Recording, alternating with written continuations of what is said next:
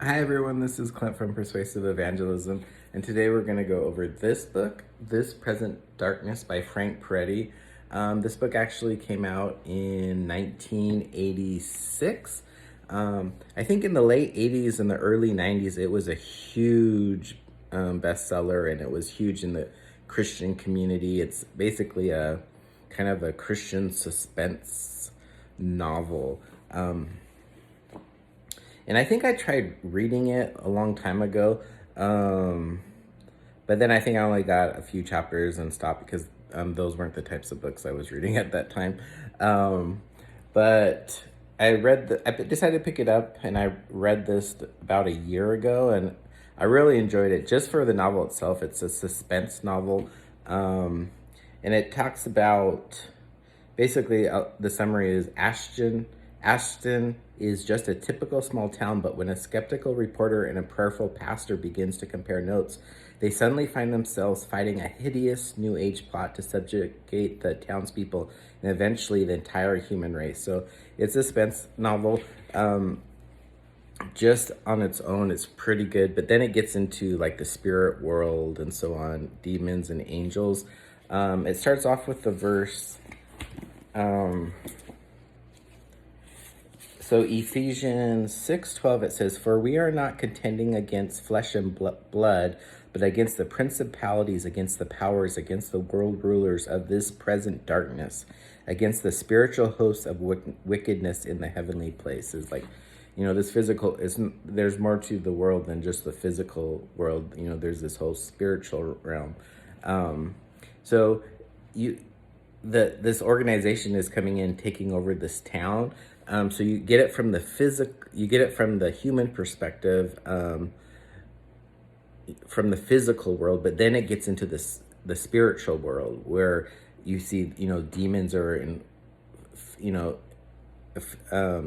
like infesting the town, and there's angels, and it's really interesting. The demons are like, there's all different types. There's almost like just this primitive basic one that kind of just clings onto people with feeding on their sin and so on, almost like an beastly animal. Then there's different levels, of hierarchy, and they're more powerful all the way up to the devil itself. And then some appear to the people, controlling them.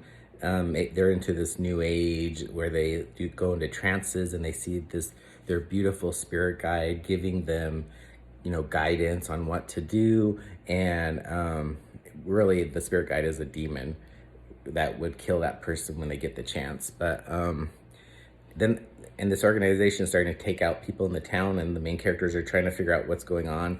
And then you see the angels coming in and how they come in with prayer and so on. But it's really good. And near the end, this one character, I think a lady, her house, all these demons just swarm her in a house. It reminded me of my own spiritual attacks I've had. I came back to Christ about 4 years ago, and about that year coming up to it, I was like, had a couple big spiritual attacks, which I had never had before, but it was like almost like I was coming back to Christ, and it was like they were attacking me or preventing me. But one of the times it happened is I got back from work to my apartment, and I just felt it was like in the book described, it was like just a swarm around me, and I just kind of fell on my bed, and it was just like a swarm, like felt like it was consuming me, and it was so weird, and just everything kind of blended out, and it was just like this swarm around me, and I just cried out to Jesus, and it stopped just like that. It was so weird. And then a few weeks later, same situation. I got home, and just a swarm. It was so weird. Swarm attacked me, but each time I cried out to Jesus, it just stopped immediately. And then something like, then I decided to get baptized, dedicate my life to Christ. And then the morning I was going to get baptized, I just woke up with this, it was just like this heavy feeling, like, just like, oh, I don't want to get baptized now. Or I just felt like almost like it was weird, just this pressure on me, like oh, don't, like these little like whispers, like, oh, you don't need to get baptized and all this. And then my sister texts me saying, oh, they're gonna see me get baptized and they're so excited and they're gonna start going back to church, and all sent me all these encouraging words. And it just like broke that spirit that was ever covering over me. And then about a year later, this one I'm not sure if it was just like a dream, because these other ones I was fully awake and it was so weird what happened. But this one, it felt like I was awake, but I don't know. It's because I was asleep, and then I woke up and I just felt this presence in my room, like in the corner. And I sat up, and as soon as I looked over, it felt like it just lunged at me, and I fell down. And it just felt like that swarm again. And then I cried out to Jesus, and it stopped. But those are my spiritual attacks. But this book just reminded me of them. It's a good book. It's kind of suspenseful, scary, and just makes you think, about the spiritual world out there. Because it's like almost in control. And Jesus says, I am the light in the world. And because this world's full of darkness. I wanted to read, the Bible talks about putting on the whole armor of God. So that verse that was quoted in the beginning of that book, there's more to it. It says, it's Ephesians, starting about 6:11. It says, put on the whole armor of God, that you may be able to stand against the schemes of the devil.